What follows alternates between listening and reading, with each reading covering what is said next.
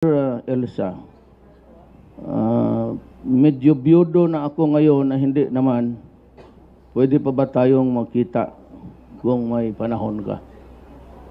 Text lang naman nga. Love you. Love you too. Maski na illegal. Love you. Love you too.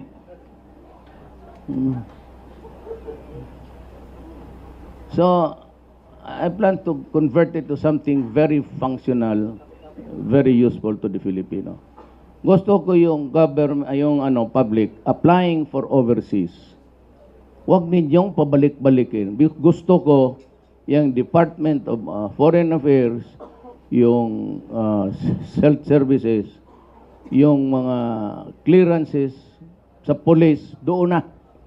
Gamitin ninyo yung computer na yan. Akala ko, karami ko ng computer. Yumama na lang yung mga computer na tindahan dyan. Incompetent pa rin kayo. Gamitin nyo.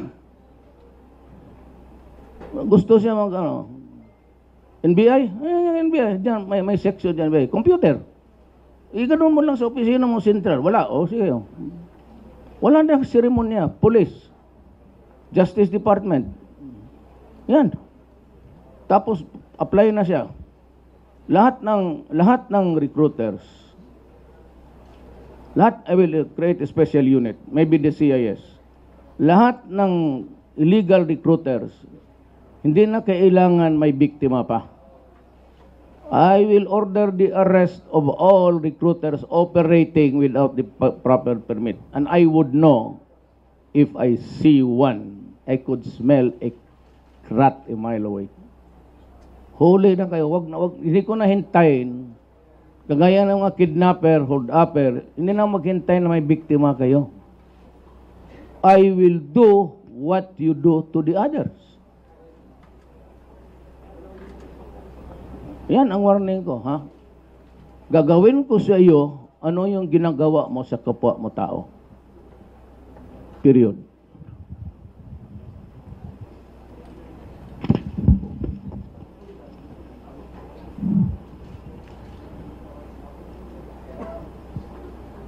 Mga sa estudyante, time and again, this has been the warning, it's never complied. No collections of ever kind. Walang collection. Pag wala kayong pamparte, then there is no party. And any dress would do in public. No more uniforms. Itong K-12, ayaw ko nito, but after it was explained to me by an education expert, I kind of really wavered on it. Nag-vacillate ako dito, but let me come up with a clear decision on the matter. Maybe sometime before, give me until the end of the month. I want to talk to the new prospective Secretary of Education.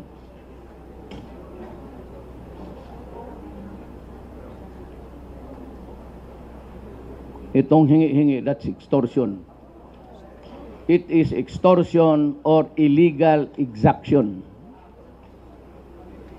Yung mga taxi, both dito sa Davao pati sa Maynila. Alam mo, pag kinuha mo yung pera ng tao kasi wala kang sinsilyo at hindi mo talaga binalik, that is estafa. It is not a simple violation. Kaya sinabi ko sa mga driver dito, it is not your money and you go away with it. Ayaw mong kambiyan, sabi mo wala kang sinsilyo, huwag ka mag-drive. So it behooves upon the taxi company now to provide the drivers with loose changes at the start of the day. Ganon. And I would like to ask also the riding public, para hindi kayo mabiktima, you try to estimate how much you'd pay for your fare. Kasi minsan bigyan mo ng 100, itatakbo ng gago, wala siyang no loose change. Try to figure out the amount that you have to pay to reach your destination. Pati itong mga taxi driver, you must have loose changes at all times. Pagka wala na, pumara ka, pumunta ka doon sa tindahan, saan yung suki mo, then you have it converted to coins and smaller denominations. Those are my thoughts while I was recuperating. And itong isang babae hindi na mapigilan ang kamay. Gusto na itaas. Pakihila nga ng kamay niya. Papuntang itaas. Where is she? Okay. Ma'am, may I have your first question? And the last for the day. Hapon na eh. Hindi, biro lang. Lambing lang yun, ma'am. Nung kumaniwala dyan.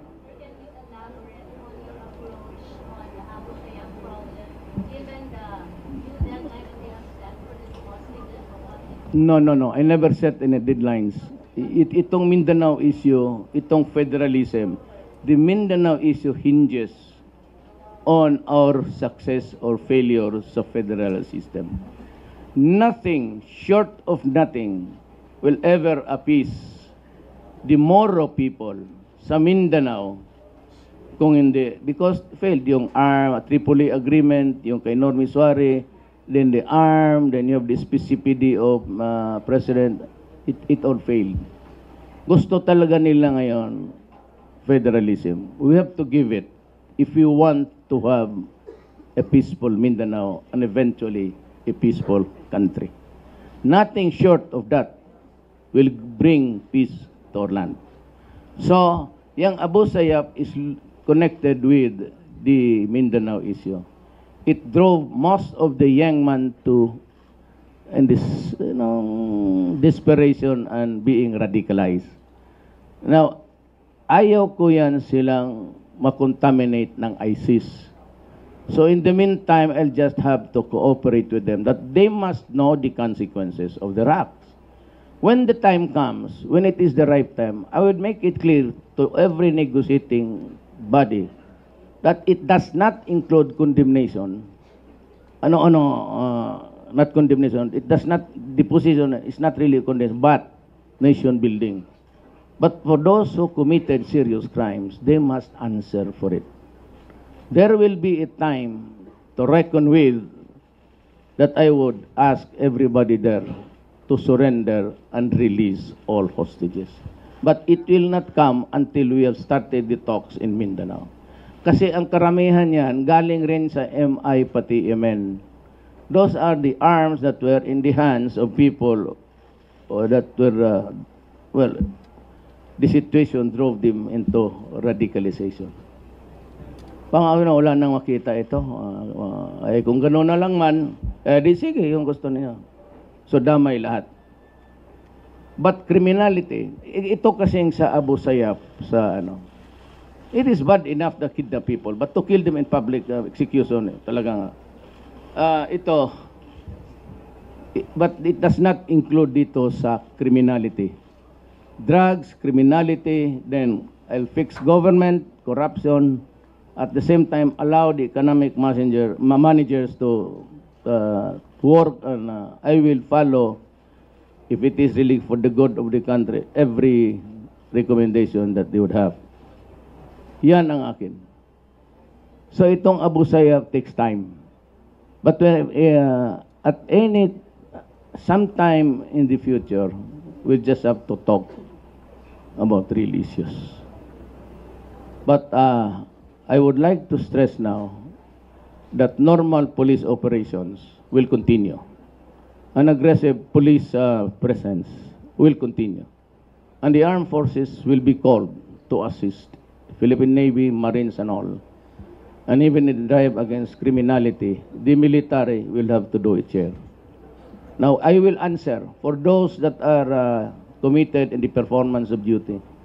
I, as the President, will be assuming full legal responsibility.